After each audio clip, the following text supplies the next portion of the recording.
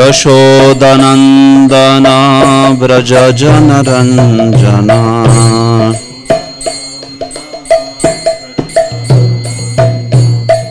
यशोदानन्दना व्रजजनरञ्जना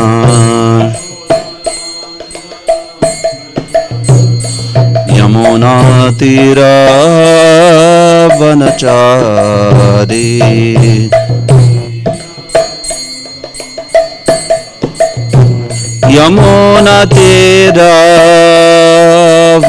यमुनातीरवनचारी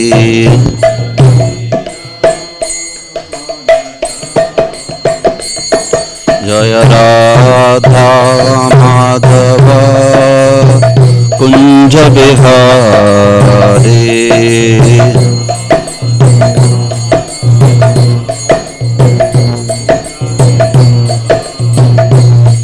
हरे कृष्णा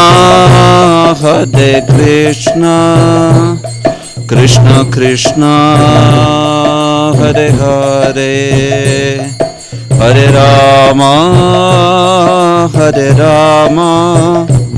राम राम हरे हरे।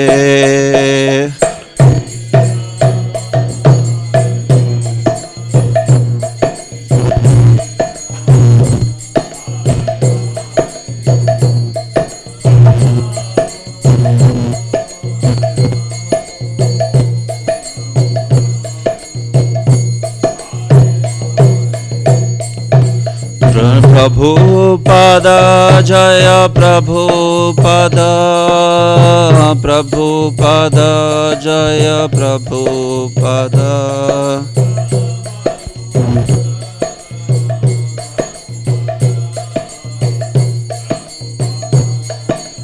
निताय गौर हरि बोल हरि बोल हरि बोल हरि बोल निताय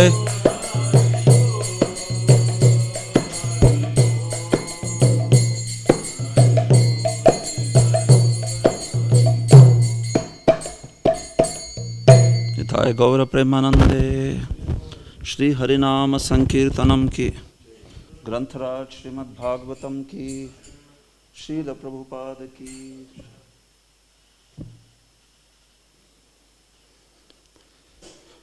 ओम नमो भगवते वासुदेवाय। ओम नमो भगवते वासुदेवाय। ओम नमो भगवते वासुदेवाय। Srimad Bhagavad Gita reading from chapter 17, the chapter entitled The Divisions of Faith, and we are reading text number 11. So please repeat. Afalakankshirbhir yajno vidhidishto ya ijjate यष्टव्यमेवेति मनः समाधाय स सात्विकः। अफलाकांक्षिभिर्यज्ञो विधिदिष्टो य ईज्यते यष्टव्यमेवेति मनः समाधाय स सात्विकः। अफलाकांक्षिभिर्यज्ञो विधिदिष्टो य ईज्यते यष्टव्यमेवेति मनः समाधाय स सात्विकः। Please repeat. अफलाकांक्षिभिर्यज्ञो विधिदिष्टो य इज्जते यष्टव्यमेवेति मनः समाधाय स सात्विकः। अफलाकांक्षिभिर्यज्ञो विधिदिष्टो य इज्जते यष्टव्यमेवेति मनः समाधाय स सात्विकः अफलाकांक्षिभिर्यज्ञो विधिदिष्टो य युज्यते यष्टव्यमेवेति मनः समाधाय स सात्विकः. Hare Krishna. So, any Mataji's Mano chant? Okay. Afalakankshibhi, by those devoid of desire for result. Yajnaha, sacrifice. Vidhidishtaha, according to the direction of scripture. Yaha, which. Ijjate, is performed. Yashtavyam, must be performed. Eva, certainly. Iti, thus. Manaha, mind. Samadhaya, fixing. Saha, it. Satvikaha, in the mode of goodness. Translation and purport by His Divine Grace Abhay Charna Ravinda Bhaktivedanta Swami Srila Prabhupada. Srila Prabhupada ki jai. Translation. Of sacrifices, the sacrifice performed according to the directions of scripture as a matter of duty by those who desire no reward is of the nature of goodness. Purport. The general tendency is to offer sacrifice with some purpose in mind. But here it is stated that sacrifice should be performed without any such desire. It should be done as a matter of duty. Take for example, the performance of rituals in temples or in churches. Generally they are performed with the purpose of material benefit. But that is not in the mode of goodness. One should go to a temple or church as a matter of duty, offer respect to the Supreme Personality of Godhead, and offer flowers and eatables. Everyone thinks that there is no use in going to the temple just to worship God. But worship for economic benefit is not recommended in the scriptural injunctions. One should go simply to offer respect to the deity. That will place one in the mode of goodness. It is the duty of every civilized man to obey the injunctions of scriptures and offer respect to the Supreme Personality of Godhead. Srila Prabhupada ki jai. Om ajnanatimirandhasya jnananjana shalakaya chakshurunmilitam yena tasmai Shri Gurave namaha. Shri Chaitanya manobhishtam sthapitam yena bhutale swayam rupah kadamahyam dadati swapadantikam vandeham Shri Guroho Shriyuta padakamalam Shri Gurun Vaishnavamscha Shri Rupam Sagrajatam Sahagana Raghunathan Vitam Tam Sajivam Sadvaitam Savadhutam Parijana Sahitam Krishna Chaitanya Devam Shri Radha Krishna Padan Sahagana Lalita Shri Vishakhan Vitamscha Namaom Vishnupadaya Krishna Presthaya Bhutale Srimate Bhakti Vedanta Swamin Niti Namine Namaste Saraswate Deve Gauravani Pracharine Nirvishesha Shunyavadi Paschatya Deshatarine Namo Mahavadanyaya Krishna Prema Pradayate Krishnaya Krishna Chaitanya Namne Gauratvishe Namaha. He Krishna Karuna Sindho Dinabandho Jagatpate Gopesha Gopika Kanta Radha Kanta Namostute Tapta Kanchana Gaurangi Radhe Vrindavaneshwari Vrishabhano Sute Devi Pranamami Hari Priye Vancha Kalpatarubhyascha Kripa Sindubhya Evacha Patitanam Pavanebhyo Vaishnavebhyo Namo Namaha. Jaya Shri Krishna Chaitanya Prabhu Nityananda Shri Advaita Gadadhara Shri Vasadi Gaura Bhakta Vrinda. Hare Krishna Krishna Krishna Hare Hare Hare Rama Rama Rama Hare Hare. Hare Krishna. So I seek the blessings of all devotees to speak something worthwhile on this verse of Srimad Bhagavad Gita.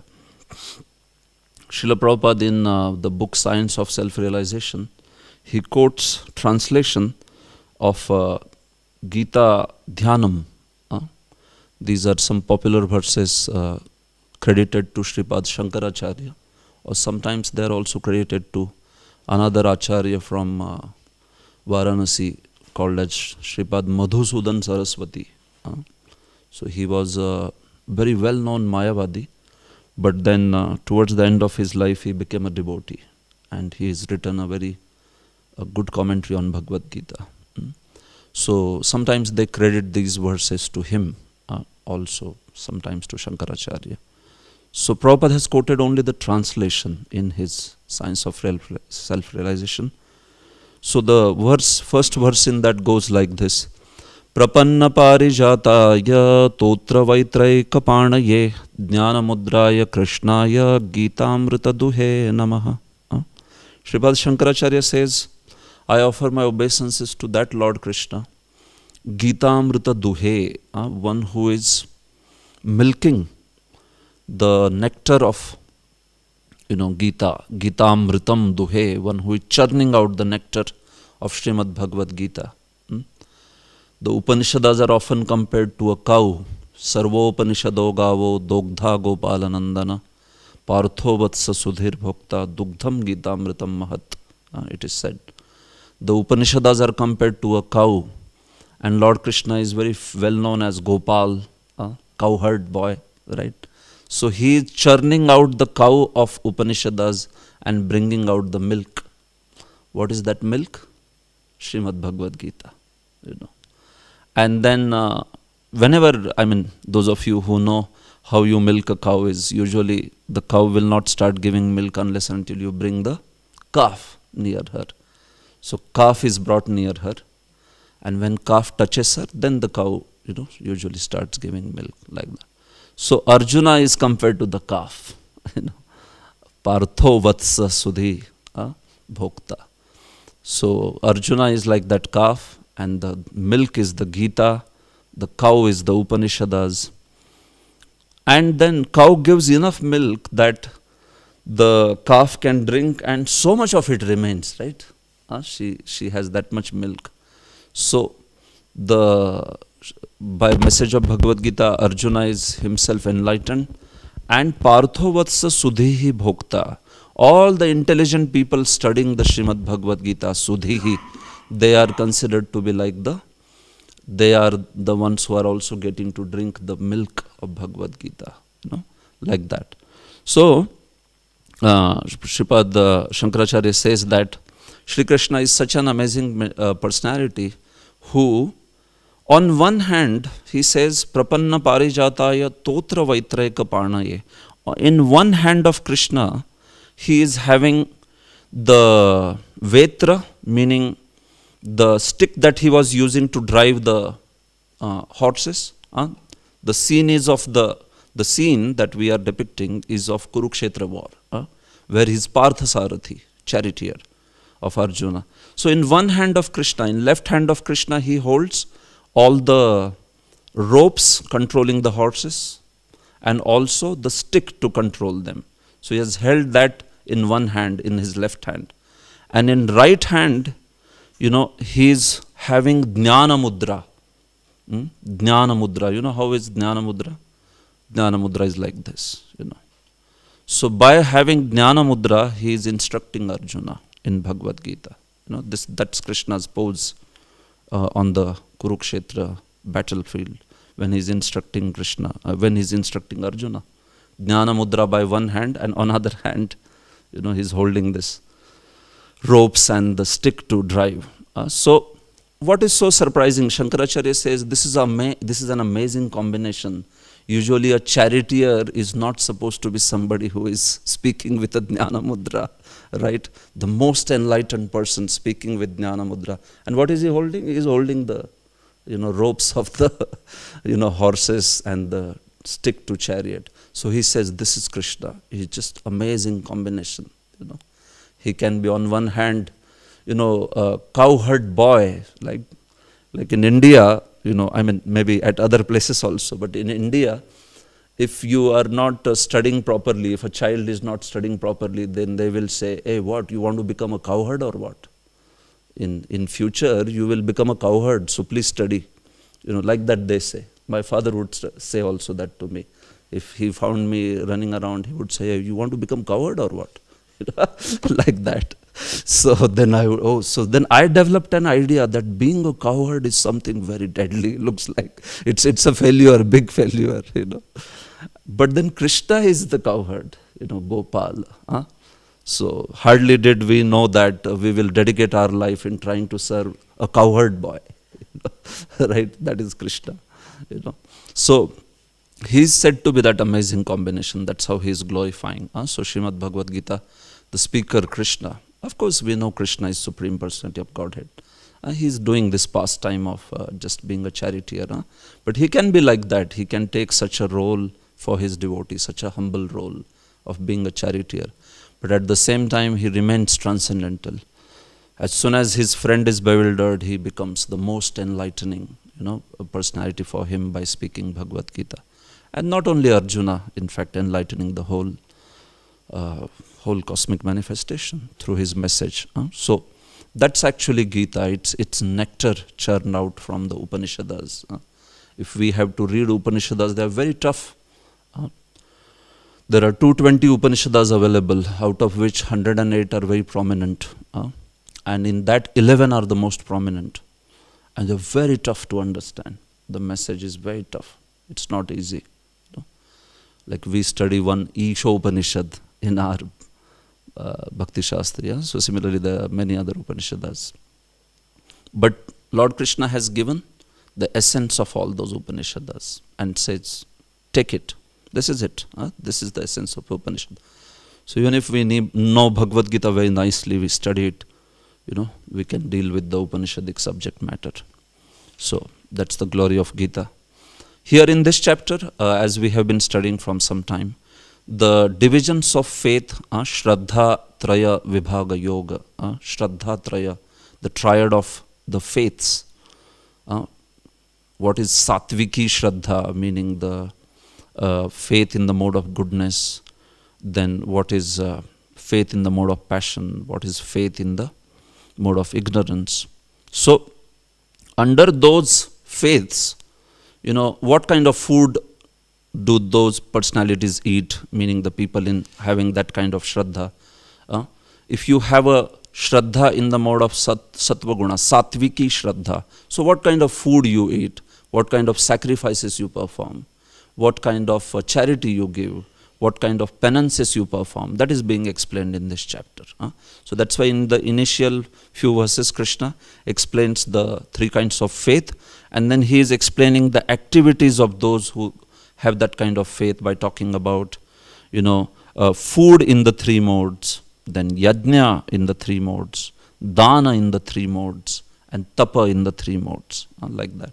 So here, this particular verse begins to talk about yajna in the sattva guna, satvika yajna. So what are the characteristics of a sacrifice in mode of goodness? Shri Shri Prahalad Lakshmi Narasimhadev Bhagavan ki jai. So it is said that afalakankshi bhi, in Sanskritam, akanksha or kankshati means desire. Falakankshi, one who desires the fruits. Afalakankshi, one who does not desire the fruits. Like that. So that sacrifice in which there is no desire for the fruits. And these are not the fruits that decorate the Yajna Kunda. We are not talking about those fruits. The fruits that are talked about is what is produced by this Yajna. There is no desire for some mundane benefits from that Yajna. So that is first characteristic. Vidhidishto, second characteristic. It is performed as per the direction of the Shastra. It's not a whimsical sacrifice which is like one is doing on his own. Like that demon Vrikasur was there. He started cutting open his flesh and putting in the sacrifice. In which scripture this kind of sacrifice is mentioned? It's not mentioned anywhere. He is doing it on his own. So that is called the tamasik yajna. That is called mode in the sacrifice in mode of ignorance. But this one is vidhitishto. This one is Satvika Yajna, the sacrifice in mode of goodness, is as per the scriptural rules and regulations. And third is Yashtavyam. Yashtavyam, it should be performed. The mind of the one who is performing the sacrifice, his thinking in his heart, no, why am I performing this sacrifice? No, it should be performed. It's my duty. Yashtavyam, it has to be done. In Sanskrita, whenever that vya comes, vya, yashtavya, means it should be done. Like yashtavya means the sacrifice should be performed. Kartavya means it should be done. Patavya means it should be drunk. Like that. Vya comes means it has to be done. It's duty, like that. So fixing our mind that this is my duty, I must do it. This is my duty to the Supreme Lord. Thinking like that when you perform the sacrifice, that is called as the sacrifice in the mode of goodness. So three characteristics. There is no desire for mundane benefits. Second, it is as per the Shastra. And third, it is done out of the sense of duty, as a matter of duty, like that. So that is called as the sacrifice in the mode of goodness. And Prabhupada is connecting it to, in fact, any activity in life. See, anything can be a yajna. Even we study Shastra, that is called as Swadhyaya Yajna. It's also a sacrifice for the pleasure of the Supreme Lord. So, all the activities that we do here, temple worship, or we do our japa, is it a sacrifice or not? It is also a sacrifice. Japa yajna. Yajnanam japa yajnosmi. In fact, Krishna says, amongst all the sacrifices, I am the japa yajna. I am the sacrifice of chanting the holy name. So every walk of life, what we do, it can be turned into a sacrifice. And that's why to understand how the sacrifice should be performed becomes important. Like here Prabhupada says that usually people perform the rituals in temples or in churches, Prabhupada is saying, with the purpose of material benefit. Like that. So that's usually the purpose, right? Everywhere we see that people, why do they want to go to church, mosque, synagogue or temple? Because there is some material purpose, like that, usually speaking, like that. There is a long list that is presented in front of the Lord, and whatever he gives, tick mark, done. I'll come back with the remaining items on next Sunday, like that. So that is how people perform worship many times. In fact, some religions in the world, they're like specifically quite, they consider that the fulfillment of material desires is the greatest benediction of Lord. The philosophy is only like that, where you think that when my material desires are fulfilled, Lord is being merciful to me. He's bestowing His mercy on me. That's the ideology in some of the religions. And Prabhupada would point out that, very, very peculiarly. That's the point. So, usually speaking, dharma is performed in this world for the purpose of artha. Artha means the economic development or, earning some money, wealth. And then by that you want to satisfy the senses. That is called as kama. So, dharma, artha, kama. This is the cycle. You perform dharma, meaning worship the Lord or go to temple or do some sacrifice, do some puja, part, something, so that you get artha, you get money. What will you do with money? I will procure the resources for enjoying the senses, so that my senses will be satisfied. That's called kama, dharma, artha, kama.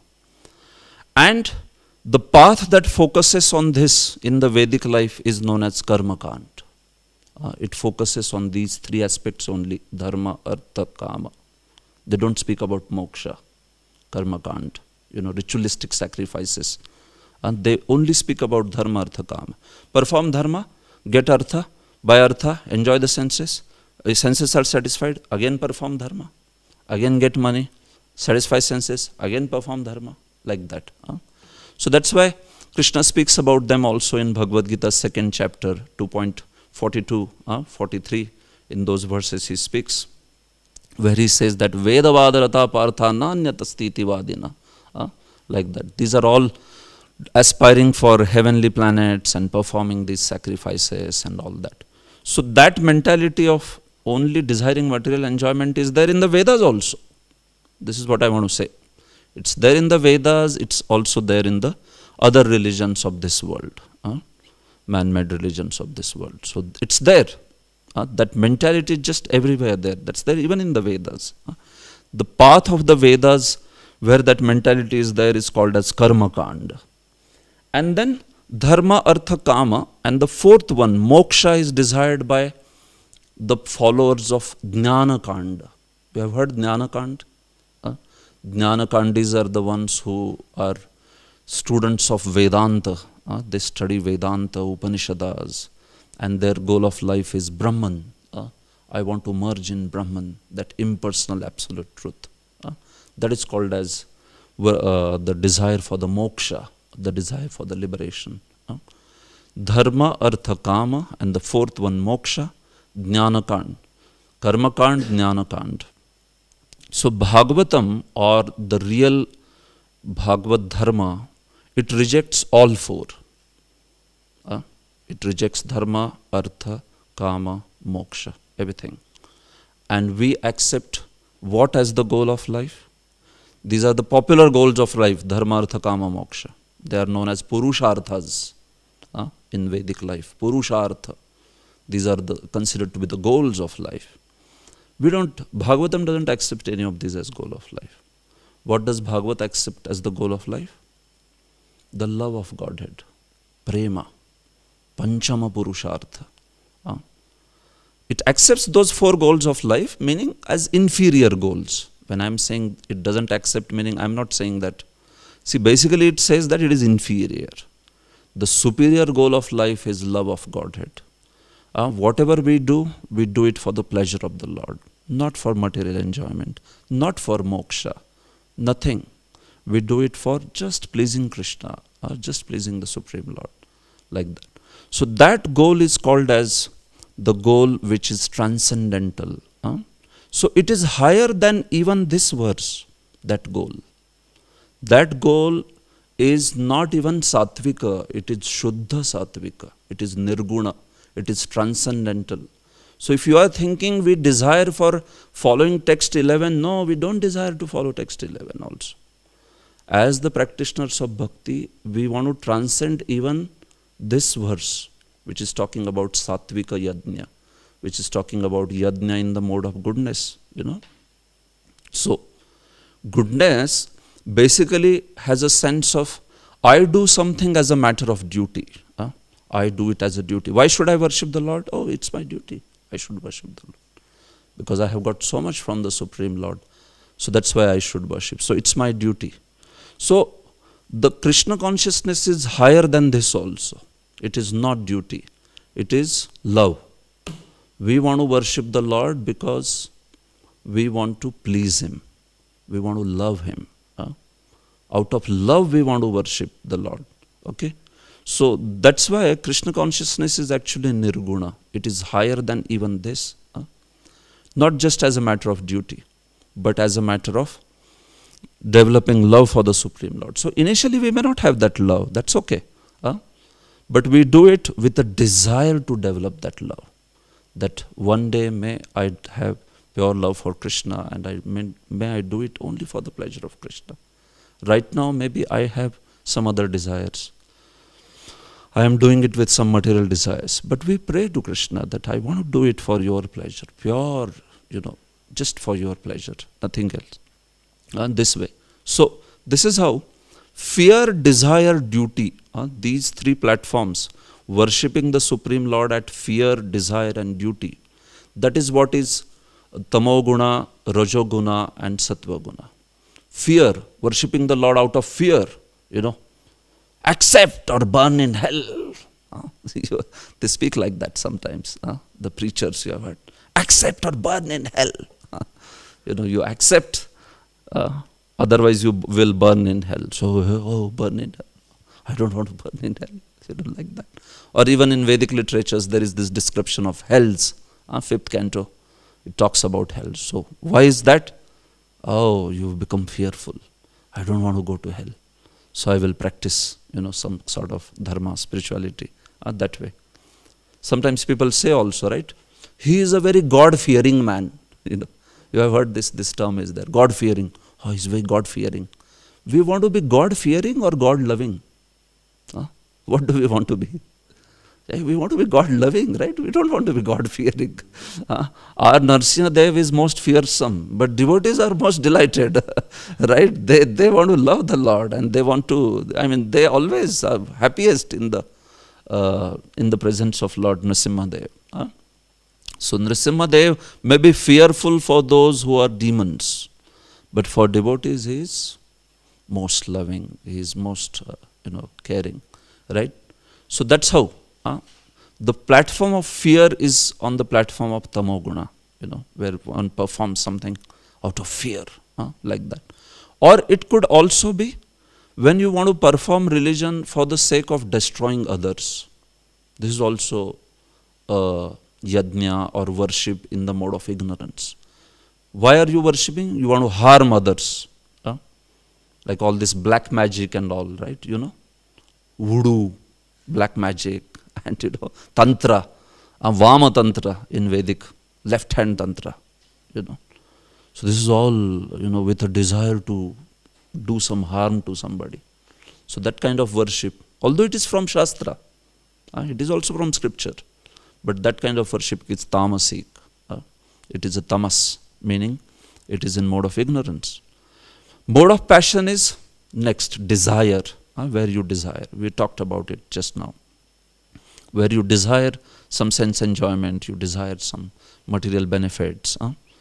Why do I go to God? Oh, if I go to Lord, then I will have nice wealth, nice, children, nice family, very good body, very happy, everything, very nice life, like that, For that purpose I go, So if that's the only purpose, see, a devotee may also desire to have a healthy body and to have resources to serve Krishna. But that is not his primary goal. That is his secondary goal. Primarily he wants to please Krishna, and for that service, whatever is needed, he is okay to accept, like that way. But exclusive focus on just getting my senses fulfilled and all that, that is called mode of passion. It is desire, worship based on the desire. And then third one is this, duty. Worship out of duty. I just worship the Lord because I should. It should be done. We received so much from the Lord, I never created sunlight. Did we create sunlight? Did we create water? Did we create the atmosphere? No. So who has placed all these things there for us, There's one fictional joke. One time one scientist challenged God, He said that, see, God, whatever you do, I can also do.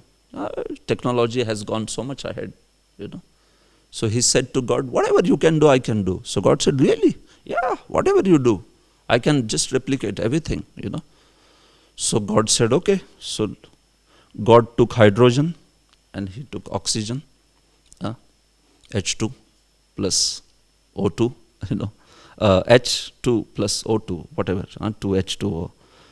So when God mixed hydrogen and oxygen, then water was made into, right? So then scientists said, that's all. It's very easy. What is? Then he took hydrogen. Lord said, create your own hydrogen. You can't take mine. You can't take mine. Wow. Yeah, create your own hydrogen and oxygen. Can you do it? You can't do it, right? You will take the resources from the Lord and then mix it in some way and then claim that we play God, So you create your own, no, then. Why are you taking the ingredients created by somebody else? So that's why it's a completely, untenable proposition. And our point is that, somebody thinking like that, that he can imitate God or like that, So point is, we have been given so many resources by the Supreme Lord. And that's why as a reciprocation, we want to serve God. That kind of sense is there in duty. When we say duty, why do children want to serve parents? It could be out of love, but it could also be out of duty, because they protected me when I was a child and they gave me education. So it's my duty. I should do it, like that. And some may also have genuine love, like that. So that's fine. But usually it's out of duty many times, right? So that is the sense of duty. And the highest sense is love. Why do we want to serve the Supreme Lord? Because He is our beloved Master, We Jiver Swarup Hoy Krishna Nityadas. That's my nature. By nature I am supposed to serve Krishna. I want to please Krishna, irrespective of whether He fulfills my material desires or whatever. It's just that I want to please Krishna. He is my worshipful Lord, So that's the mood of pure bhakti, and especially Gaudiya Vaishnavism. Ashlishava padaratam pinashtumam, adarshanan marmahatam karotu va yatha tatha va vidadhatu lampato mat prananathastu sayeva napara. Krishna, whether He tramples us or whether He rewards us, He embraces us, He always remains our worshipful Lord. So of course what I am speaking is an exalted principle, but what I mean to say is we aspire for this. In our execution of Krishna consciousness, we aspire for this. That may my devotion become that kind of unconditional devotion. May it not remain just on the platform of fear or desire or duty. No, let it come on the platform of love, where I wish to do it, everything for Krishna Prityartham, for the Preeti, for the pleasure of Krishna, like that. So that's how it is. So this is how we can understand 4 kinds of platforms I spoke about: fear, desire, duty, and love, like that. So Krishna is explaining these things in this particular section. So I think I can pause over here and see if there are any questions or comments. Yes, Prabhu. You yourself, Subal Gopal. Thank you, Kanai Krishna Prabhu, for the nice lecture. I would like to ask about the point of fear, because Srila Prabhupada also says in connection with the spiritual master that this fearful attitude is very important. Yeah. Maybe you could talk a little bit about that, if fears also. Correct. Yes. Necessary. See, Prabhupada speaks about fear that is a respectful fear, That is a fear which is respectful fear, meaning that we don't want to displease spiritual master, or we don't want to offend spiritual master, So that kind of fear that Prabhupada talks about. Because he is a person who is to be served with love and devotion, who is like, practically he is the one who is going to take us to the lotus feet of Shri Radha Krishna. So such an exalted person, how can I ever afford to displease him even a little bit also? So with that kind of attitude, with that great respect, the fear aspect is spoken like that. So it's not a fear in the sense of, like how people are fearful. Oh, I will be punished. Fear in the sense of somebody fears going to hell or something. That fear is, in that fear there is no sort of respect or love for that personality. No. It's just that one is fearful that he has to suffer misery. No. But our fear is, that kind of fear which is Gaurava. Guru is heavy, and we should have that Gaurava towards him, meaning that we respect him. We know that he is the person who is practically through whom I can please the Supreme Lord. So that's why when you talk about Guru in other aspects, like 64 items of devotional service, you will hear Vishrambhena Guru Seva. It is said there. How do you serve Guru? By Vishrambha, by very intimate affection. That is also spoken, So on one hand you talk about fear, but on another hand you also talk about that aspect of, Vishrambha, meaning you serve him with a very genuine, intimate desire to please him, like that. So it's like, Prabhupada would say that it's like Guru or deities, they are like fire. We have to naturally go close to them, But at the same time, one also has to be careful from the offensive mentality. One should not be offensive. Just like one cannot be careless with the fire, right?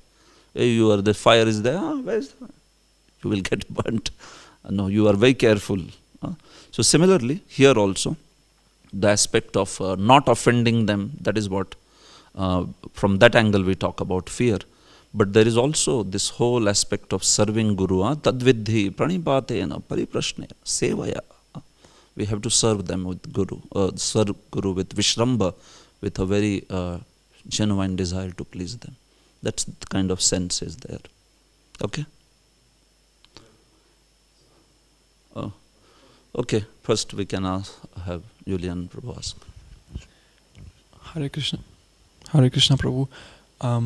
You were talking about Karma Kanda. Yeah. And that in Karma Kanda it doesn't mention about moksha. Yeah. And I heard this is because so that the practitioners of Karma Kanda, they don't get diverted. But wouldn't it be good for them to hear about moksha? So why is it not mentioned in Karma Kanda? No, see, it's like this, that in Vedas, depending on what is your desire, you choose the path. Depending on what is your desire. So if your desire is to enjoy the senses, then the path that is mentioned for you is Karma Kanda. So imagine for someone who desires to enjoy the senses, so for such a person whose purpose is to enjoy the senses and benefits, why will he want to hear about moksha? Why will he want to? He will not want to hear about moksha. So Karma Kanda section doesn't speak about moksha. But Vedas is not just Karma Kanda, no. Vedas is also Jnana Kanda. Vedas is also Upasana Kanda. Vedas is also Bhakti. So another section of the Vedas called Upanishads, they speak about Jnana, they speak about moksha. So what happens is, for these people who are going through Karma Kanda, by their constant attempts to enjoy the senses, if they feel frustrated one day, if they feel like, this is ending up nowhere, I've tried so much to enjoy my senses, but it's not working. So at that point, then they realize that I have to inquire beyond this. And then such a personality may search out for the deeper knowledge mentioned in the Vedas. So then they come to Jnana Kanda, where you talk about the moksha. Now, in that realm of moksha, you don't talk about bhakti, because they are primarily focused on the impersonal truth. So you will not speak so much about bhakti to them. That's why Upanishads primarily speak Jnana Kanda. They don't speak so much about bhakti. A little bit like Isha Upanishad, Shvetashvatar Upanishad, some Upanishads, they little bit speak.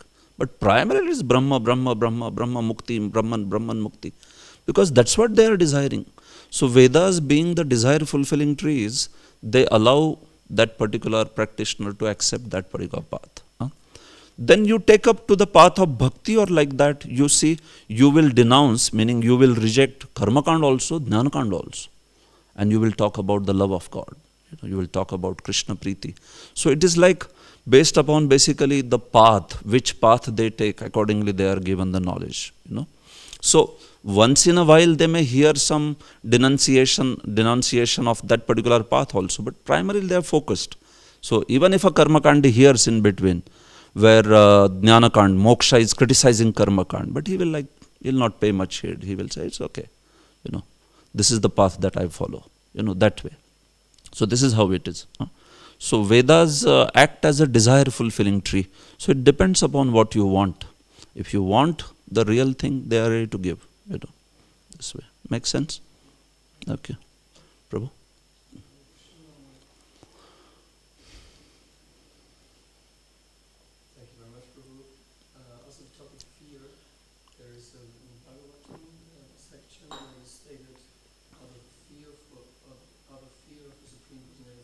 Madbhayad vatoyam, madbhayad tapatit surya. Yes. Yeah.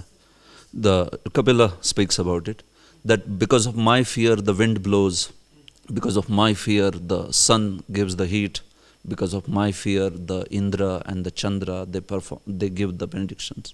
That's the one you are referring to. Yeah. Yeah, exactly. So, absolutely. So, there also, if you read the commentary very clearly, it's a fear which is of displeasing the Supreme Lord. Uh, they don't want to displease the Supreme Lord, you know. And that is why, because it's not out of some kind of paranoid fear that, oh, he'll punish us or something. No. They know that he is so exalted. He is so great. He has given us so much of mercy. That fear is of out of great respect, and the fear is of not to displease that Supreme Lord, you know, by their activities which will be like displeasing him. So demigods, they are also devotees. They come in the category of karma mishra bhakti. That's the category of demigods. So karma mishra bhakti means they have bhakti to the Lord. They are primarily devotees of Vishnu. They are. But it's just that karma mishra, there is a mixture of karma, means that they are also attached to the enjoyment out of their posts, you know, that way. But because they are devotees, they are bhaktas, so actually the fear that they have towards the Supreme Lord is like not like the demons. Like demons are fearful that Lord will punish, kill or something. The demigods have the fear, the commentary explains there, that the demigods have the fear of not displeasing the Supreme Lord and not being disrespectful towards him, because he is the master, he is the most worshipful Lord, you know. So they are fearful that if he is displeased, then you know, it will baffle the goal of life, and also they will lose their post and everything. That may be there also, because that karma mishran is there little bit. Indra became very fearful when he displeased Krishna, because he thought, finished, now Krishna will, you know, Krishna will not allow me to even continue in my post. He will drive me away, you know. And then also he felt that, my God, Supreme Lord, because of his mercy only I am getting everything, and I offended him. So he became extremely fearful, you know, within his heart. But then that's why when Krishna pacified Indra, one of the first thing he mentioned is, so you can go back to your post and continue. You can see in 10th canto, Krishna says to him that, please, you know, I wish you that you continue on your post. And then Indra is like, oh, okay, so I'm not losing the post. So what I meant to say, that's not his only meditation. Certainly he knows Supreme Lord is our master. By his mercy only we are in this position. So because of that displeasure that he caused towards the Supreme Lord, he was little fearful. But in his mind, because he's a karma mishra bhakta, this calculation goes on that well, whether I will be stripped of all my opulence or what. It may be little bit less, but it is there in his mind, you know. So that's how acharyas have explained these things. Alpol. Okay. Anything else? Okay, bro.